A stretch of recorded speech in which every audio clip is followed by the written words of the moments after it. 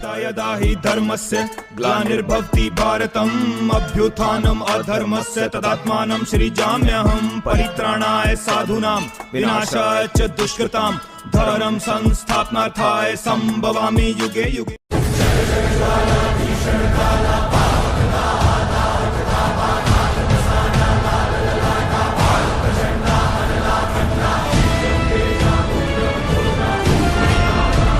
दोस्तों, तो आज फिर हमारे साथ है सप्तऋषि सीरीज सनातन राज चैनल से। आप लोग जानते ही होंगे, पहले हमने एक पूरा सीरीज किया इनके साथ, और आज हम लोग एक बहुत अलग और बहुत जरूरी टॉपिक पे बात करने वाले हैं। आजकल आप लोगों ने देखा होगा कि यूट्यूब पे और भी कई सारे सोशल मीडिया प्लेटफॉर्म पे कई सारे अवेकन लोग हैं, या फिर अवेकन कम्युनिटी बोल सकते हैं, पर इनमें कहीं ना कहीं एक यूनिटी की कमी नजर आती है। कई सारे लोग कमेंट भी करते हैं, तो आखिर इसका रीजन क्या है और इसका सोल्यूशन क्या है, तो वही हम उसी पे चर्चा करने वाले हैं। तो सप्तऋषि से जानते हैं इस बारे में पहले। तो मुरुगन जी, बात हो रहा है यहाँ पे यूनिटी का। एवेकेंट कम्युनिटी अभी वर्तमान में जो बुराई के खिलाफ खड़ा हुआ है और अपने लेवल पे अलग अलग तरीके से एवेकनिंग करवा रहा है, दुनिया को इस डिसेप्शन से बचाने की कोशिश कर रहा है और जो लाइट का शासन है उसको लाने की कोशिश कर रहे हैं। ठीक डार्क फोर्सेस के ऑपोजिट में जो डार्क या फिर इविल का रूल लाने की कोशिश कर रहे हैं। और जो एवेकेंट कम्युनिटी के सारे लोग हैं, वो चाहे खुद कितना भी ज्ञानी हो या फिर स्पिरिचुअली इवॉल्व हो या फिर कितना भी काबिल हो, हम सभी को ये समझना पड़ेगा कि बिना एकत्रित हुए हम अकेले कभी भी ये युद्ध नहीं जीत सकते हैं उनके खिलाफ, जो पूरा मानवता को कंट्रोल करना चाहते हैं और पूरे धरती पे इविल का रूल लाना चाहते हैं, डार्कनेस लाना चाहते हैं, कंट्रोल करना चाहते हैं। और एवेकेंट कम्युनिटी के मैक्सिमम लोगों में आप एक चीज तो देखेंगे कि लोगों में बहुत ज्यादा इंफॉर्मेशन और ज्ञान भरा पड़ा है। बहुत सारे लोग ऐसे भी हैं जो बहुत ही ज्यादा स्पिरिचुअली इवॉल्व्ड है। बहुत सारे स्पिरिचुअल इवॉल्व्ड पीपल्स यूट्यूब में आके लोगों को एवेकन कर रहे हैं। लेकिन अभी वर्तमान जो समय है उसमें हमें ज्ञानी से भी ज्यादा मैच्योर बनना पड़ेगा। अब मैच्योर कहने का मेरा मतलब इसी से है कि हमें ये समझना पड़ेगा कि अभी वर्तमान में जो धर्म और अधर्म का युद्ध चल रहा है, डार्क और लाइट के बीच युद्ध चल रहा है, इस युद्ध में हम सारे के सारे एवेकेंट लोग जो है, जिनका एक ही मकसद है, वो सब एकत्रित ना होके, यूनाइट ना होके हम इस लड़ाई को उनके खिलाफ नहीं जीत सकते हैं, कभी भी नहीं जीत सकते हैं, हम चाहे अकेले कितना भी ज्यादा काबिल हो। और इसी बात को दिमाग में रख के हमें ये भी समझना होगा कि जितने भी एवेकेंट कम्युनिटी के लोग हैं उनमें डिफरेंसेस होंगे ही। आप एक चीज देखे होंगे कि अभी वर्तमान में एवेकेंट कम्युनिटी जो है वो बिखरा हुआ है, एक तरीके से स्क्रैम्बल्ड है एकदम, मतलब उतना ज्यादा यूनिटी नहीं है। फिर भी हम कह सकते हैं कि मतलब जो यूनिटी एक्सपेक्टेड है, मतलब नेसेसरी है, रिक्वायर्ड है इनके खिलाफ लड़ने के लिए, वो यूनिटी का 1% भी अभी वर्तमान में है नहीं, हम ये कह सकते हैं। एक तरफ तो आने वीकेंड लोग अनजाने में इनका साथ दे रहे हैं जो डार्क फोर्सेस है, तो फिर इस सिचुएशन में एवेकेंट कम्युनिटी के लोगों में अगर यूनिटी नहीं रहेगा तो फिर हम युद्ध कैसे जीत सकते हैं। और एवेकेंट कम्युनिटी के लोगों में अभी वर्तमान में वही हो रहा है।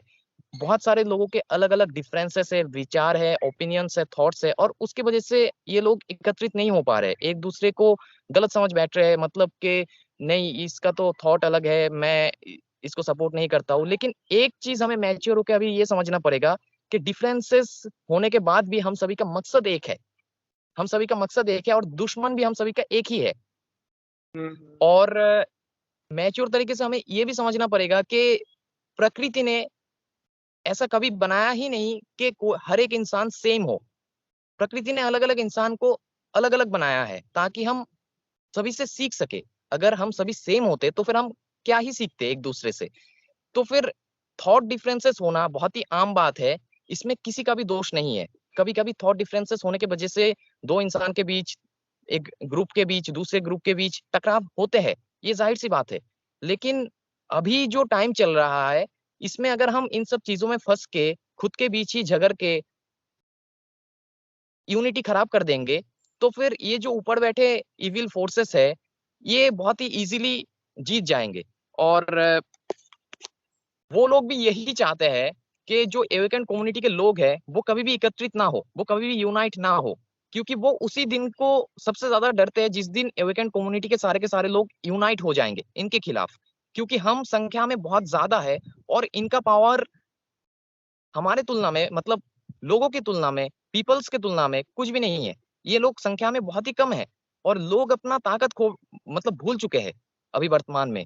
यही रीजन है कि ये जो इविल फोर्सेस है वो अपने बचाव के लिए, मतलब वो दिन ना आए जिस दिन एवेकन कम्युनिटी के सारे लोग एक हो जाए, उस चीज को रोकने के लिए ये लोग भी चाह रहे हैं कि वही अंग्रेजों जैसा जो पहले भी इम्प्लीमेंट किया गया था, डिवाइड एंड रूल पॉलिसी, वो लोग इसी चीज को इम्प्लीमेंट करने की कोशिश कर रहे हैं कि एवेगन कम्युनिटी में भी जो है मतलब डिफरेंसेस ये वो इस सब के चक्कर में मतलब टकराव हो जाए और कभी भी ये लोग यूनाइट ना हो पाए। तो मुरुगान जी, अगर हम ये समझना चाहते हैं कि वर्तमान में एवेकेंट कम्युनिटी के लोगों में यूनिटी का क्या इम्पोर्टेंस है, यूनाइट होने का अभी जल्द से जल्द कितना ज्यादा जरूरी है, तो इस चीज का इम्पोर्टेंस समझने के लिए हमें इतिहास में थोड़ा नजर डालना पड़ेगा।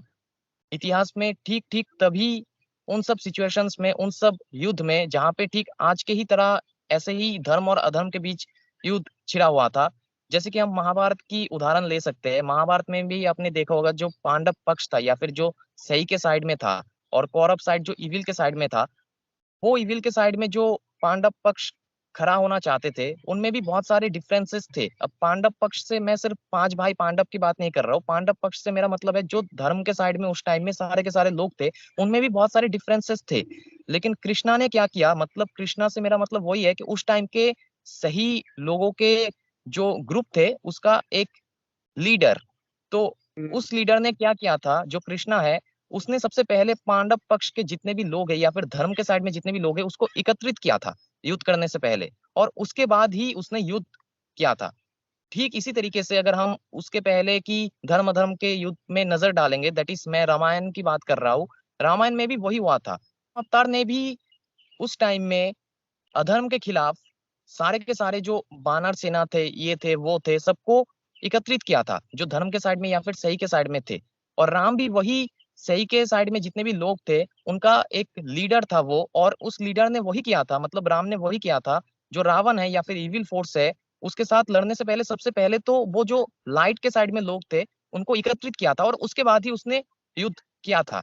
तो फिर लीडर से मेरा मतलब वो नहीं है जो डोमिनेट करता है, बल्कि लीडर वो होता है जो सारे के सारे लोगों को एकत्रित करते हैं, यूनाइट करते हैं और इंस्पायर करते हैं सही का साइड लेने के लिए।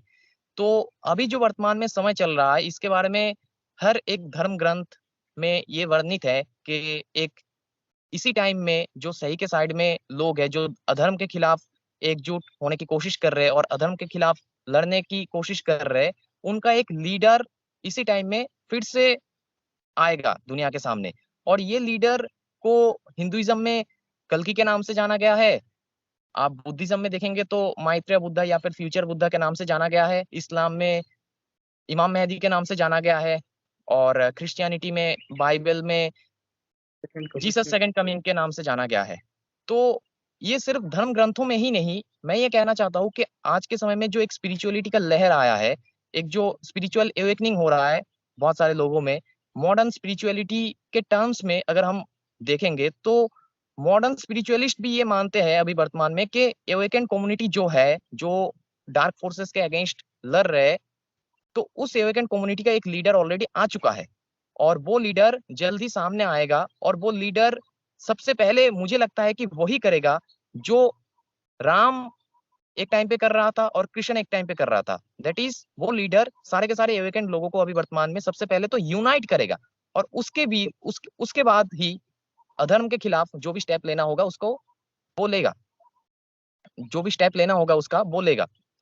तो ये जो लीडर है कल की या फिर इमाम मेहदी या फिर जो भी अलग अलग धर्म में अलग अलग नाम से बताया जा रहा था, वो और कोई नहीं है, आप भी जानते हैं, वो सेम लीडर ही है जो पहले भी यही चीज कर रहा था। मतलब वही कृष्ण है और वही राम है, मतलब सेम सोल है, वो बार बार अलग अलग रूप में आते हैं और जो धर्म के साइड में है या फिर लाइट के साइड में है उन सभी लोगों को एकत्रित करते हैं और फिर अधर्म को हराने की कोशिश करते हैं और बार बार वो हर बार वो सक्सेसफुल होता है, क्योंकि धर्म कभी भी नहीं हारता है, ये आपको पता है।